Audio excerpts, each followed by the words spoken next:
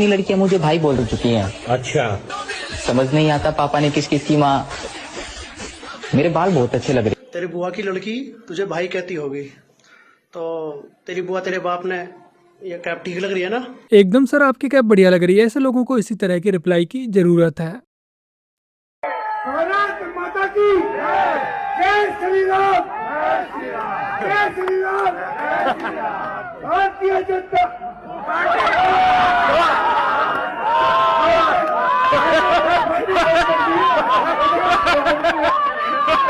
ये वीडियो इस बात का जीता जागता सबूत है कि जहाँ पर जय श्री राम के नारे लगते हैं, भारत माता की जय के नारे लगते हैं, वहाँ पर बीजेपी आ ही जाती है। मंच चाहे आम आदमी पार्टी का हो या फिर कांग्रेस का हो। हम यहाँ घेराव करने आए हैं बीजेपी कार्यालय का। इनकी तानाशाही कांग्रेसी बर्दाश्त नहीं करेंगे। इन्होंने नेशनल हैंड केस का नाम लेकर पूरा देश में राहुल प्रियंका बदनाम करने का काम किया है। कांग्रेस पार्टी मुर्दाबाद, कांग्रेस पार्टी मुर्दाबाद। आज पप्पू का असर धीरे धीरे चमचों में भी नजर आ ही रहा है। प्रभाग 22 की नगर सेवक की उम्मीदवार हूँ भारतीय जनता पार्टी की ओर से, भारतीय जनता पार्टी की ओर से। हो सकता है कि इन मोहतरमा के साथ ऐसा हुआ हो कि इन्हें बीजेपी से टिकट मिलने को वो बाद में कैंसिल हो गया हो।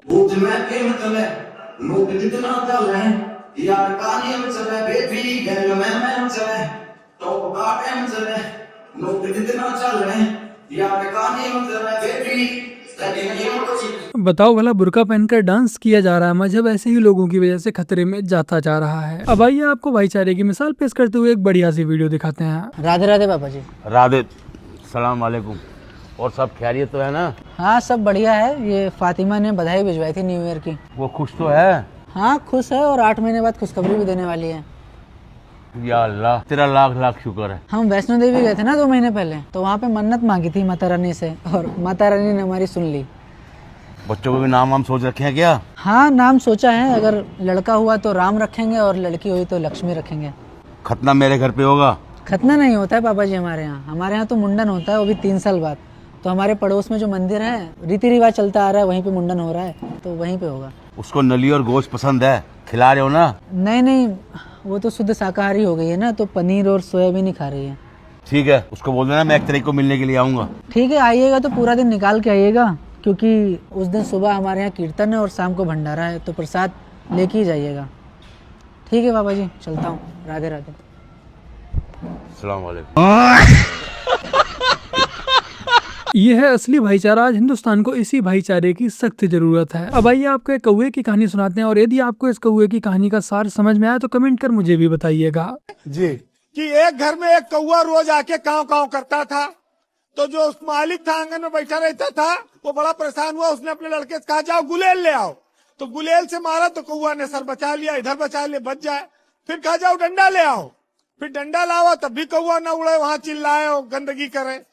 फिर कहा जाओ बंदूक ले आओ, जब बंदूक का नाम लिया तब वो भाग गया, कौवा उड़ गया। फिर कौवा सुन लेता था।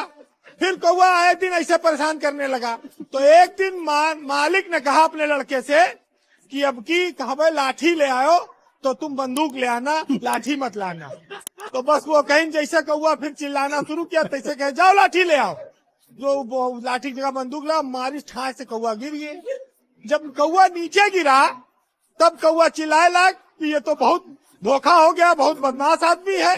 तो मालिक गया उसके पास कान लगा के सुनने की कौवा क्या बोल रहा है। तो कौवा ने कहा कि ये साला मालिक बहुत हरामी है, कहता कुछ है करता कुछ है। तो कहीं डंडा ले आओ, मार ले आओ, बंदूक ले आओ, बड़ा धोखेबाज निकला। कहा कुछ किया कुछ। तो ऐसे समझ लो आप चुनाव का और स्पेशल इंटेंसिव रिवीजन को। कौवा बचा है अभी कि मारा गया? कौवा मर गया, लेकिन वो धोखेबाज कहीं कि कहा कुछ किया कुछ मर गया। तो भैया ये नेताओं का भी यह हाल उनके बारे में कहा जाता था, लेकिन अब सब परेशान है। वीरेंद्र ने इतनी होशियारी से कहानी सुनाई कि सबको समझ में आई। इन महोदय का प्रमोशन तो पक्का है। बाकी का इस कहानी का जो सार मुझे समझ में आया, मेरे अकॉर्डिंग वो यही है कि CAA और NRC SIR के रूप में आ चुकी है, और जिनके फर्जी वोट थे वो कट चुके हैं, और बहुत से रोहिंग्या SIR के डर से बांग्लादेश भाग रहे हैं। खैर अब आइए आपको एक और धांसू वीडियो दिखाते हैं। इस वीडियो को पूरा देखना तभी समझ आएगी। देखो एक बात सुनो मेरी, बताओ। जो जायज बात है वो कहनी चाहिए आदमी को। जो जायज बात है वो कहनी चाहिए। हाँ। मस्जिद की आड़ में, हाँ। मस्जिद की आड़ में जितने लोगों ने ये कब्जा कर रखा था, अवैध कब्जा। वो आपका पहले नाम बताइए। अब्दुल। अब्दुल जी बोल रहे हैं, लेकिन भैया कोई बनावटी नहीं है, आप दिल पे रख के सही दिल से हाथ पे रख के कह रहा हूँ, ये लोग जितने बैठे थे ना यहाँ पे, इन लोगों ने अरबों रुपया कमा के अंदर कर दिया। जो टेंट लगाता था उससे भी पैसे लेते थे। क्या बात है। और पानी के पैसे डबल लेते थे, टैंकर वालों से भी लेते थे, बारात वालों से भी लेते थे, शादी वालों से। जमीन है तो कोई सरकार वक्फ बोर्ड की जमीन है तो वक्फ बोर्ड खड़ा क्यों नहीं हुआ कोर्ट में? क्यों नहीं आई मैनेजिंग कमेटी कोर्ट में? आज आप बुलडोजर मशीन खड़ी हुई है, आप बुलडोजर मशीन से 10 फुट खुदाई करा लो, कब्रें निकलेंगी। आज तक आप मुझे एक मिसाल बता दो पूरे हिंदुस्तान में कि वक्फ बोर्ड ने कोई तालीम का इदारा बनाया हो, कोई मेडिकल कॉलेज बनाया हो, कोई अस्पताल बनाया हो, कोई गरीबों के लिए घर बना के दिए हो, एक बता दो आप मुझे। नहीं है। इससे अमानतुल्लाह से पहले भी जितने थे ना, बहन हराम खोर है, इनकी मारो। इनके मुल्ला ने ही इनकी पूरी कहानी बता दी कि ये लोग कैसे मस्जिद बनाकर, कब्रिस्तान बनाकर सरकारी जगहों पर कब्जा करते हैं, जमीन पर कब्जा करते हैं और फिर अपने ही लोगों से वसूली भी करते हैं। और मुल्ला इनकी इन्हीं सब हरकतों से इतना फ्रस्ट्रेटेड बैठा था कि बेचारा खुद को रोक नहीं पाया। चलिए अब देखते हैं जब एक एक्स यूजर व्लॉगिंग करना स्टार्ट करता है तब व्लॉगिंग कैसी होती है। Are you from super power Bangladesh? Super power Bangladesh can you 1 euro देगा, एक यूरो देगा, अभी देगा 1 euro. You are from super power Bangladesh, 1 euro कहाँ से है? बांग्लादेश से है ना, 1 यूरो अभी दे दूंगा मैं। You are from super power Bangladesh? Thank you. I am from world strongest country India. India গোয়ালে গোয়ালে একই মাগি লাগানো যাবে।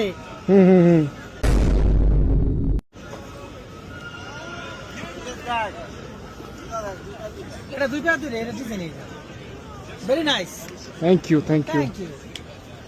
ये वीडियो इटली के रोम शहर की और ये सुपर पावर वाले कंगलू सिर्फ इंडिया में ही गंदगी नहीं फैला रहे हैं, पूरी दुनिया को ही दूषित करने पर लगे हुए हैं। अब आइए आपको अंधनवाजियों से मिलाते हैं।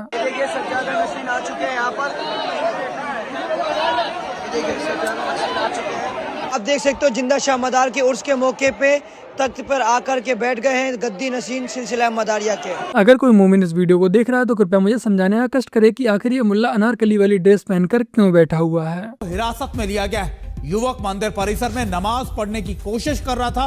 जानकारी के मुताबिक युवक कश्मीर के शोफिया का रहने वाला है। युवक का नाम अहमद शेख बताया जा रहा है। ये समाज, ये मजहब सिर्फ और सिर्फ नफरत ही फैलाता है। अगर ये चाहता हो तो मस्जिद में जाकर भी नमाज पढ़ सकता था, सड़क किनारे भी बैठ के नमाज पढ़ सकता था, अपने घर पे भी नमाज पढ़ सकता था, लेकिन नहीं, इसे सिर्फ और सिर्फ राम मंदिर में अंदर ही जाकर नमाज पढ़नी थी। क्यों? क्योंकि इन आतंकवादी सोच वालों से देश में शांति नहीं देखी जाती। देश के इनसे तो पूरी दुनिया में ही शांति नहीं देखी जा रही। और वो तो भलाओ कि इस समय बीजेपी की सरकार है, इसलिए अहमद शेख को पकड़ लिया गया। अगर समाजवादी पार्टी की सरकार होती तो इसे इस बहादुरी के लिए विधानसभा का टिकट देकर विधायक बना दिया जाता। अब आइए आपको इसी तरह की घटिया मानसिकता वाली एक महिला से मिलाते हैं जो कि उत्तर प्रदेश के आजमगढ़ पब्लिक स्कूल में, जो कि CBSE बोर्ड द्वारा संचालित है, उसमें बच्चों को क्या पढ़ा रही है। तुम कौन हो? हमारा मजहब क्या है? हमें रोजी कौन देता है? जमीन आसमान चाँद सूरज को किसने बनाया? हमारे नबी सल्लल्लाहु अलैहि वसल्लम की वालदा का नाम? हमारे नबी सल्लल्लाहु अलैहि वसल्लम के वालिद का नाम? हमारे नबी सल्लल्लाहु अलैहि वसल्लम के दादा का नाम? हमारे नबी कहाँ पैदा हुए थे और उनकी वफात कहाँ हुई थी? कुरान शरीफ कितने साल में नाजिल हुआ? कौन से पहाड़ पे नाजिल हुआ? कौन से महीने में नाजिल हुआ? एक साथ नाजिल हुआ था कि थोड़ा थोड़ा करके? इकरा का मतलब? अरबी गिनती सुनाइए।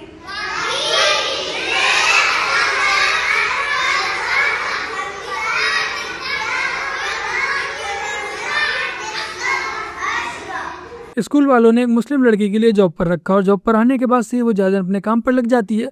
छोटे छोटे मासूम बच्चों का ब्रेन वॉश करने लगती है। अच्छे से जानती है कि इस उम्र में बच्चों के दिमाग में कचरा आसानी से भरा जा सकता है। हाँ, यदि ये कोई मदरसा होता तो एक बार को समझ में भी आता कि हाँ, मदरसे में ये चीज़ें पढ़ाई जा सकती हैं, लेकिन जो स्कूल CBSE बोर्ड के द्वारा संचालित है उसमें भला आप ये सब चीज़ें कैसे पढ़ा सकते हैं।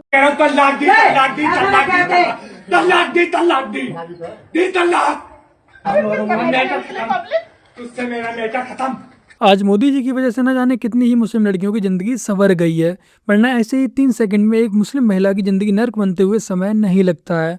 और इस बात को वही मुस्लिम लड़कियां अच्छे से जान सकती हैं जिनके साथ ये बीत रही है, जिन पर ये बीत चुकी है। कोर्ट ने तो फाइल के ऊपर फैसला दिया, मेरिट के ऊपर फैसला दिया। मतलब शर्जील इमाम का वीडियो तो आपने देखा होगा। कोर्ट से तो लोगों की सजाएं भी माफ कराई जा रही है। मैं कह रहा हूँ शर्जील इमाम का वीडियो देखा होगा। की सजा भी माफ कराई। असम को भारत से काट दो, नॉर्थ ईस्ट को भारत से काट दो, 5 लाख लोग इकट्ठे हो जाएं, एयरफोर्स भी वहां ना पहुंच पाए, वो देखा होगा।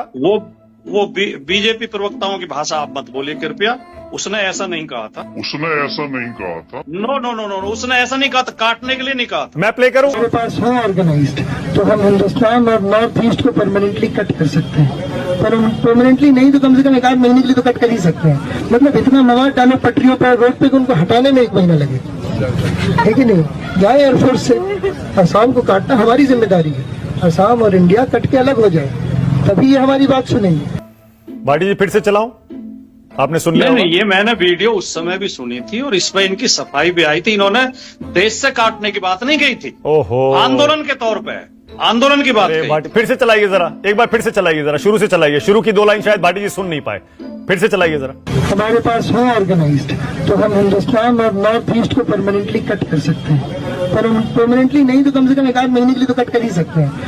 भाटी जी यही वीडियो सुप्रीम कोर्ट में प्ले किया गया था, आपको पता है भाटी जी। सारी उम्र में जो कर एक पार्टी के लिए व्यक्ति को क्या कुछ नहीं करना पड़ता है, देशद्रोहियों को भी सपोर्ट करना पड़ता है, सच सामने होते हुए भी अपनी आंखों पर पट्टी बांधनी पड़ती है, अंधे और बहरे होने का नाटक करना पड़ता है। अपने वोट बैंक को खुश करने की खातिर इंसान को इतना नीचे नहीं गिरना चाहिए, कम से कम अपने देश के हितों से तो समझौता नहीं ही करना चाहिए। क्योंकि एक और वीडियो दिखाते हैं, वीडियो इंग्लिश में, आप लोग पूरा अवश्य देखिएगा, लास्ट में मैं इसे एक्सप्लेन करता हूँ। Islam isn't the religion of Iran, or isn't the religion of ancient Persia.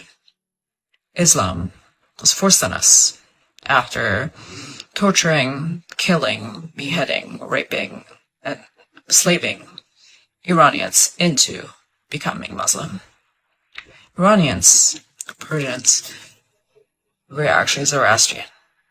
And even though we might not label ourselves Zoroastrian anymore, it all traces back to it.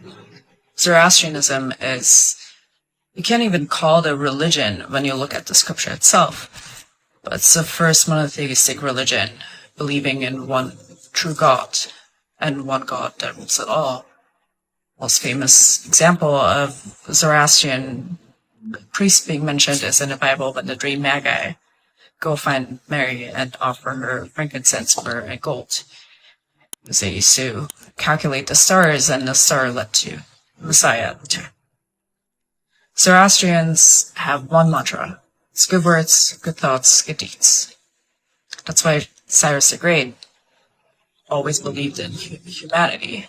He freed the slaves, freed the Jews. He gave everyone the same rights. He gave women rights. That's just the Zoroastrian culture.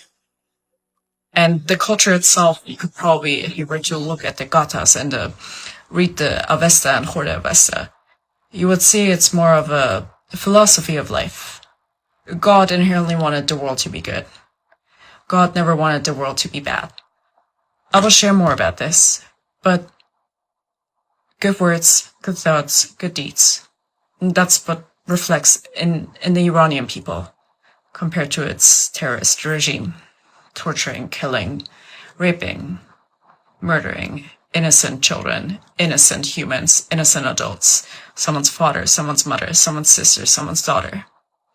So I urge you to start educating yourself before you take on sides or embrace propagandas that are funded by actual terrorist groups that are trying to come to you next.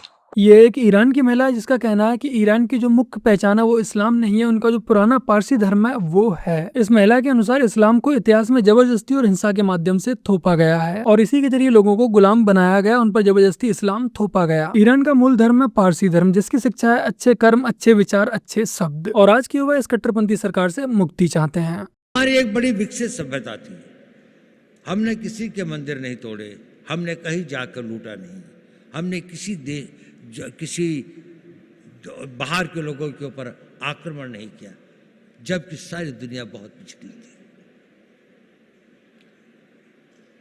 परंतु क्योंकि हम अपनी सुरक्षा और हम अपने आप को समझ नहीं पाए कि हम को क्या खतरे हैं, हम उनके प्रति उदासीन रहे, तो हमें इतिहास ने एक सबक सिखाया। क्या हमने वह सबक सीखा? क्या उस सबक को हम याद रखेंगे? अगर आने वाली पीढ़ियां उस सबक को भूल जाएंगी तो ये इस देश का सबसे बड़ा ट्रेजेडी होगी। तो बस मेरे प्यारे ही बनो, आज की अपनी इस वीडियो में इतना ही। वीडियो को लाइक, शेयर, कमेंट और अपने इस चैनल को सब्सक्राइब आज से कर लीजिएगा। और यदि आप लोगों ने लास्ट वीडियो को नहीं देखा तो यहाँ पर क्लिक करके एक बार इस वीडियो को भी अवश्य देखिएगा। चलिए फिर मिलते हैं एक और नई वीडियो के साथ, तब तक के लिए जय हिंद, वंदे मातरम, जय श्री राम।